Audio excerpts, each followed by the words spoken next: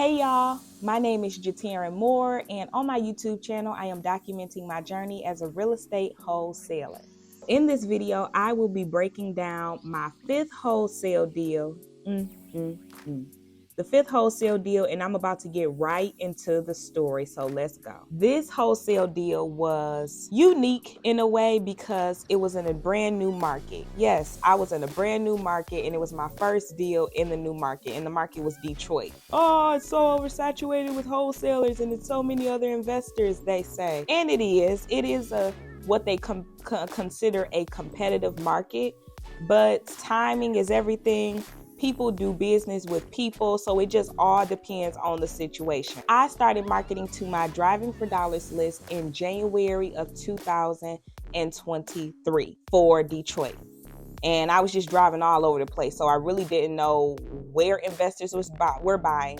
I did not know what neighborhoods were good, what neighborhoods were not. I was just trying to drive and do as much research as I could in like our Facebook groups just to figure out where investors were buying. So this particular seller, I ended up reaching him via a cold call at the end of January, and he was very sweet. One thing I'll tell you guys is you will know a motivated seller when you hear one, because if you I follow due to my mentorship, getting the 4 pillars. So I follow Brent Daniels' script, and his script is to find the motivation, price, timeline, and condition of the property. And once you get the 4 pillars, you're all ready to go, right? So when I reached out to this property owner, it was literally a quick conversation. He was very sweet, and I got the 4 pillars in like less than 5 minutes. That's when you know you really have a motivated seller. So I wholesale in Lansing, Michigan, but at the time I was living in Detroit. So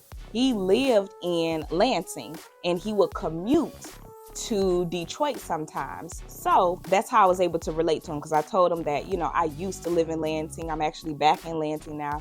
But I told him I used to live in Lansing, and I asked him, well, what's got you, commuting back and forth from Detroit to Lansing? He told me that he worked in Lansing and that he would drive here every day for work. And I said, oh, okay. So then we went through the process of, what the condition was for the property. It was very poor. It had a lot of things wrong with it, in addition to back taxes being owed and blight citation violations. Blight citations are what they issue in Detroit if properties are just in rough condition. This property had blight citations against it, as well as a past due water bill. Here's the tricky part though. So the property taxes, they were backdated to like 2016. So he had property taxes owed against the property going back to 2016. So I knew that the property probably could go into foreclosure, but on the tax assessor's website for Detroit, the property was still showing up as a balance. So it wasn't in like a foreclosure status. It wasn't even in a pre-foreclosure status. It was a balance there, basically signifying that, the property owner could pay the taxes. I ended up meeting at the property, meeting the seller, doing a walkthrough, taking some pictures, everything that I needed to do. And I could not find a buyer for this property. I couldn't. The reason I could not find a buyer was because, again, it was a brand new market for me. I did not reach out to any wholesalers. I did not connect with any investors, and I was not marketing in any Facebook group or any type of like online tool people market properties with. I didn't do any of that. And mainly because I didn't have any time. I was working a full-time job at the time. So when I acquired this property, I'm like, man, I cannot find a buyer. And what I do not like doing, I had to suck up my fear, if I call it, because I did not like posting deals on Facebook. However, in Detroit, apparently, you can find a lot of great buyers on Facebook if you post your deal. So I decided to move forward and go ahead and post my deal because I had a few buyers, but I didn't have like a full buyers list where I could get it in front of a lot of people. So the few buyers that I had, nobody bid on it. Nobody was interested. So I put it on Facebook and I ended up having to cancel the agreement because nobody was interested in the deal. Nobody. So I canceled the agreement, and literally 2 days after I canceled the agreement, I had a buyer contact me. Actually, they left me a voicemail message and I got their voicemail message. And he basically said, "Hey there, this is such and such. I saw your property online and I am very interested and I am a serious buyer." All right. Now, this was after I had already canceled the purchase agreement with the property owner. So I had to call the property owner back up so that way I can continue marketing the property again. That's what I did. And I was able to get the property under agreement. And then thankfully the title company already had, the information on file. So it wasn't that big of a deal just to receive a new purchase agreement with like the dates were changed or whatever. After I had this buyer contact me, I reached out to him and let him know that we could set up a time for him to come and see the property right away. So I met him at the property. Him and his contractor were there. And both of them toured the property. It didn't take long at all, probably about 5 to 10 minutes. And they toured the property and he let me know that he would get back with me to let me know if he was interested and was going to move forward. And, that kind of irritated me in my head because I'm like, well, you said on your voicemail message that you were a serious buyer and that you were interested. But I understood because when you actually see a property, it can be different. It can kind of like lower the bar based on what you were expecting. So that's what I kind of took it as. I explained to him what my assignment fee was up front. And I also explained to him what he would be paying for the property as well. Now, I let him know, listen, I'm not looking to become a millionaire off of this, but I at least want to have a good meal after I sell this, okay? He let me know, okay, I'll get back with you, Jatera. So that was that. Now, after I show property owners a vacant property, so if I have a vacant, distressed property under agreement and the owner is not there of the property, I am not going to leave the walkthrough or the inspection with a buyer still there. The buyer I had showed the property to, he was kind of lingering around and talking with his contractor after we were done talking. So I just sat in my car until I was just waiting on them to pull off, and they never pulled off. He ended up coming back up to my car and was like, "Jatera, we want to move forward." And I said, "Oh, wow. Brand new market, brand new area, brand new everything." And I found a buyer. Granted, I didn't find a buyer until March, so I got this property locked up at the end of January, and I did not find a buyer until March, okay? But I built enough rapport with the property owner to where he didn't mind me canceling the agreement. He did not mind me getting the property back under agreement. And essentially, I was explaining to him what I would be able to help him with, and that was paying off his back the taxes that were owed against the property so that he would not have to worry about it again. So I kind of kept that at his forefront in front of him so that he can remember why I was there. I could not believe that I actually found this buyer this way. So he saw my post on that, and I posted in the Facebook group, and he saw it. And it's always been my fear to post in Facebook groups. Since I've gotten started, I've never posted any of my deals in the Facebook group because I choose not to based on the responses I see other wholesalers get. I do. I base it off of that, and I say, you know what? I'd rather just go directly to buyers. I'd rather reach out to them via their DMs or pull a list and call them and ask them if they're selling or ask them if they're buying, because those wholesalers get beat up on in those darn groups, and I was not having it. I say, I am not about to have a crazy buyer talk slick to me because then he's going to meet crazy times 10. But I humbled myself because I talked to a few other wholesalers that I knew in the area, and I knew they were wholesaling, and I asked them and I also reached out to other wholesalers in different markets, and I asked them what their success rate was as far as finding buyers in Facebook groups. And one of my investor friends basically told me he finds his best buyers in Facebook groups. And I'm like, man. And then a couple that I know who wholesales in Detroit, they put almost all of their deals on in Facebook groups. and they're always selling their deals. So I'm like, Jatarian girl, you need to suck it up. And look what happened. I was able to find me a solid buyer, and I still talk to him to this day. Now, here is where the craziness begins. Now, I thought the craziness started when I had to cancel the first purchase agreement and then get it back under agreement again and have to let the seller know why I did that. But no.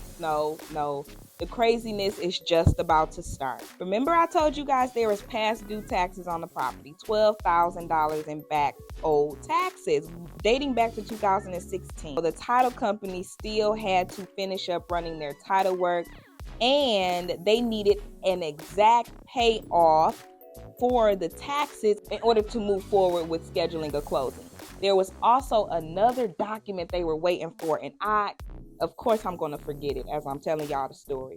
But they were waiting on some type of approval from somewhere. And it took a while. It was getting on my nerves because it took like 10 days. Anyways, they were waiting on that. In the midst of us waiting for the title work to be finished and them to wait on this document they needed in order to close this property, darn it, March 31st hit, and I don't know what told me to go. So March 31st hit, and then I probably checked the tax assessor's website on like April 3rd or April 4th, and what do you know? The property has been foreclosed on. Yep.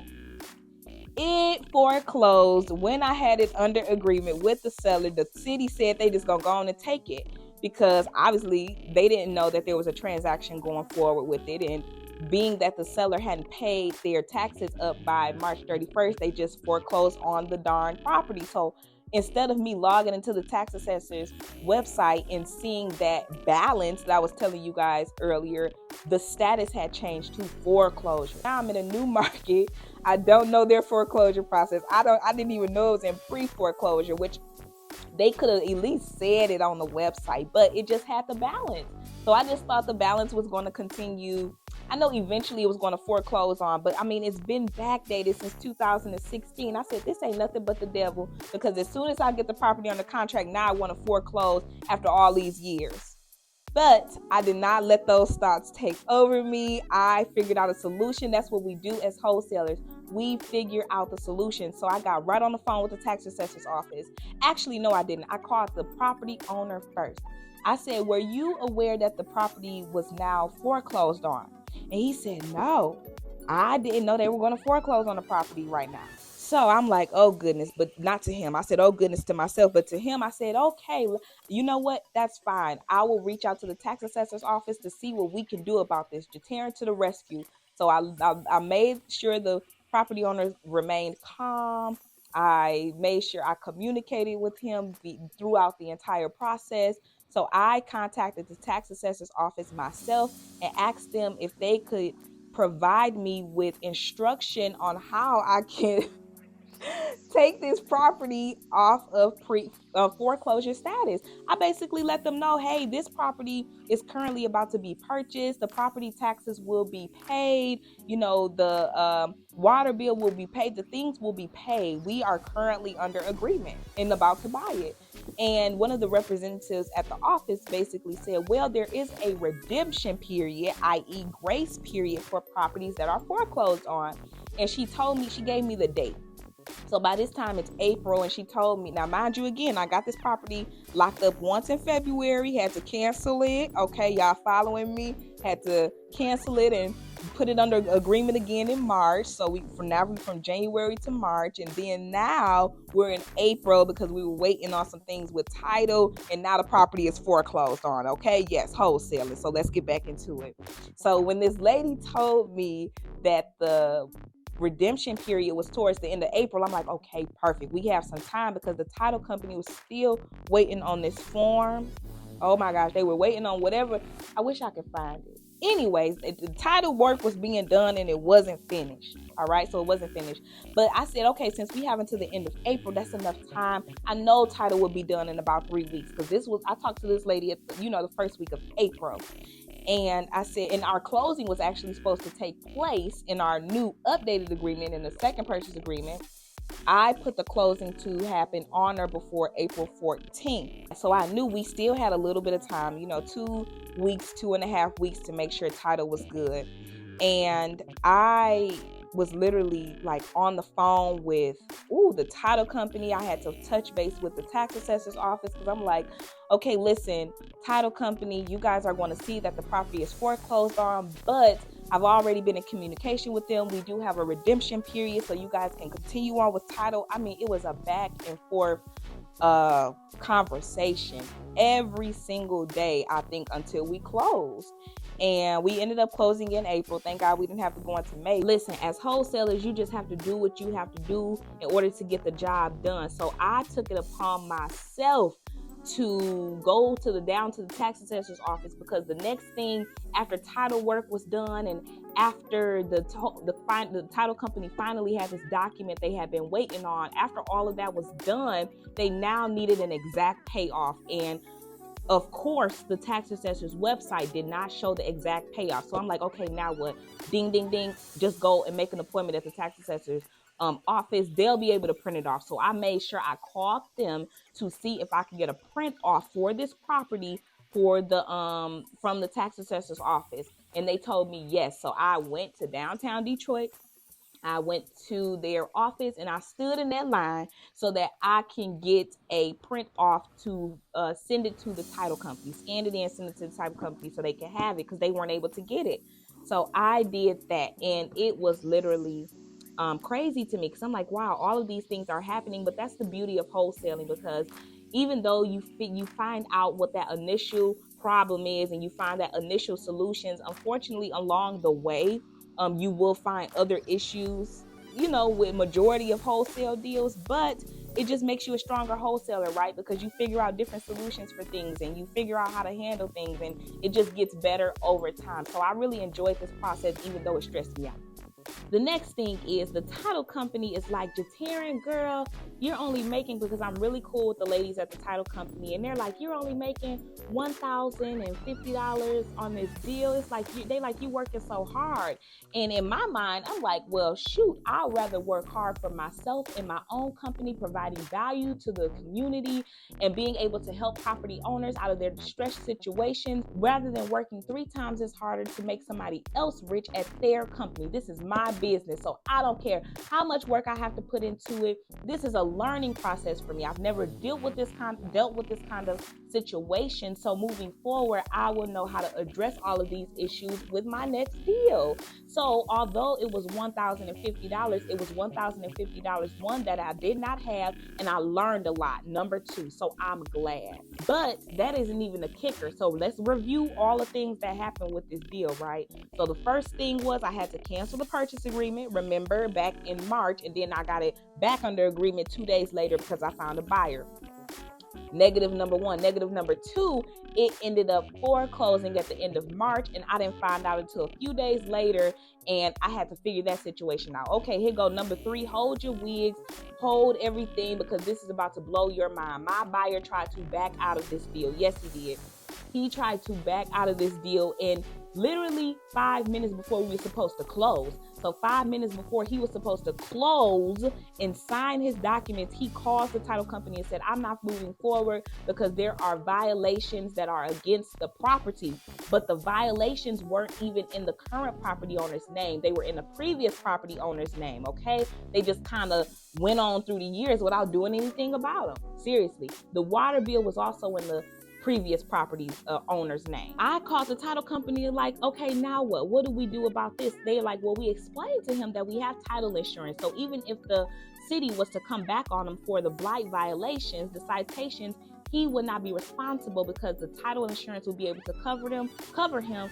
Plus, they're not even in his name or his company's name. I said, okay, well, let me try to call him back and explain that to him. The title company was like, well, girl, we already just explained it to him. He wasn't budging. I said, okay, well, let me do it. So when I called him back, I just basically explained, hey, this is the process. They're not going to come back on you. Title insurance will cover you, and it's not in your name, so it's nothing to worry about. Now, you do not leave this video without communicating these details with your title company. Do not go saying that Jatarin said this and Jatarin said that. This is a deal-specific video. Let me pull this. deal specific video. All deals are different. Okay, so make sure you consult with your title company. That's why I always ask them, what should I do next and how should I proceed with this, because they're knowledgeable in this area. So they let me know how I was supposed to communicate with the buyer, and I did just that, and he was fine. But it stressed me out so bad. I said, no, he did not just call you guys. I was literally bouncing off the wall, but we got it done. So the deal closed, and the deal closed in April of 2023. Now y'all won't believe this. This is the kicker part right here. So in June of 2023, the property owner that I was working with, the seller, had contacted me, the property owner I had been working with. So he contacted me in June of 2023, but every time I tried to reach back out to him, I could not get in touch with him. So I didn't get in touch with him until August of 2023, and I got in touch with him, and he said, hey, did we break even? And I'm like, well, what do you mean if we, in my head, I'm like, what does he mean break even, broke even? So I explained to him how, because he initially wanted to receive $1,000 for the purchase of his house, but for the selling of his house, but he couldn't receive $1,000 because of everything that was owed on it as far as the taxes. I essentially told him, no, we did not break even. I let him know that the title company, there were some few charges with the title company that he had to pay, as well as the taxes had some overage, so he had to take money out of his portion in order to cover that difference. So I let him know that he would be getting funds back, but not the full $1,000. So it didn't really make sense to me why the seller was calling me and asking me that. So we got off the phone because I explained it to him generically, but I ended up calling him back. And do y'all know he hadn't even got his check from the title company? But it ended up working out because I contacted the title company in August 2023, let them know, hey, this deal that we did in April, the seller never got his money. So that is something that I will make sure to realize next time. They said they sent out the check, but they realized that nobody had ever cashed it in. So they still had the funds. They just reissued him out a new check, and he received it. I confirmed it, and the deal was done. So technically, we didn't get done until August of 2023. It closed in April. It did close in April, but we were done in August. Because that's when he got his money. All right, y'all, that is the end of the video. If you have enjoyed this video, please like and subscribe if you haven't already. Leave a comment down below. Let me know if you have any questions, if you have any clarifications you need done. Just let me know, reach out. And then make sure you follow me on Instagram as well. I'll include my information here in the video and down below in the description box. All right. So with that being said, I look forward to talking with you guys in the next video. Bye, y'all. I forgot to say to hit the notification bell. Hit the notification bell so that you never miss any time I upload any new content. All right, bye, y'all.